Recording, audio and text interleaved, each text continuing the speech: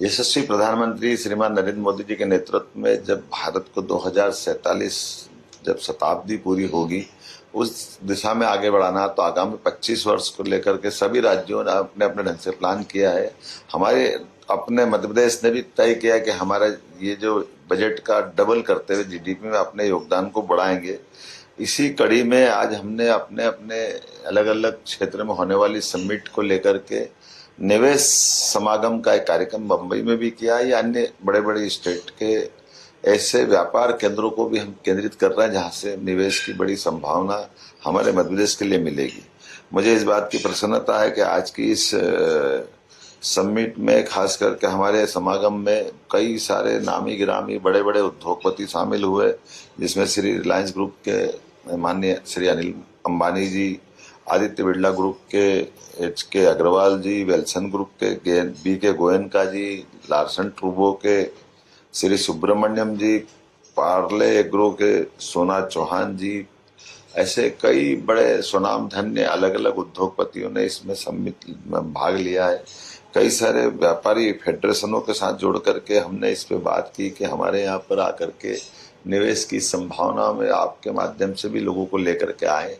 जो हमारे यहाँ प्राकृतिक रूप से जो अलग अलग सेक्टर है जिसका लाभ बड़े पैमाने पर निवेशक उठा सकते हैं, और हम अपनी सरकार की अम्ब्रेला के माध्यम से जनता और उद्योग के बीच में एक बड़ी कड़ी बनते हुए कुल मिलाकर के सभी कामों को प्रोत्साहन देना चाहिए। इसमें खासकर tourism, forest tourism, religious tourism बहुत बड़ी संभावना का क्षेत्र है। इसी के साथ साथ हमारे अपने रोजगार परक इंडस्ट्रियां रेडीमेड गारमेंट्स लगाकर बाकी सेक्टर में भी आना चाहती है। सरकार उनको हर तरह से मदद करने को तैयार है। माइनिंग आधारित उद्योग, सीमेंट से लगा करके कई सारे सेक्टर में एक एक करके हेल्थ है, एजुकेशन है, सारे सेक्टर में बड़ी संभावना। एनर्जी का सेक्टर है और लोग इंटरेस्ट भी दिखा रहे हैं, और जो पहले से काम कर रहे हैं वो अपने काम को बढ़ा भी रहे हैं। हमारा पीथमपुर इंडस्ट्रियल एरिया हो या उज्जैन का विक्रम मेडिकल डिवाइस पार्क हो, ये 1,000 एकड़ के लैंड अब समाप्त हो गई, दूसरा लैंड हम देने को तैयार है। इंफ्रास्ट्रक्चर में भी बहुत बड़ी अच्छी संभावना है। इरिगेशन का एरिया बड़ा, इसके कारण से फूड इंडस्ट्री की संभावना बहुत अच्छी हो रही है।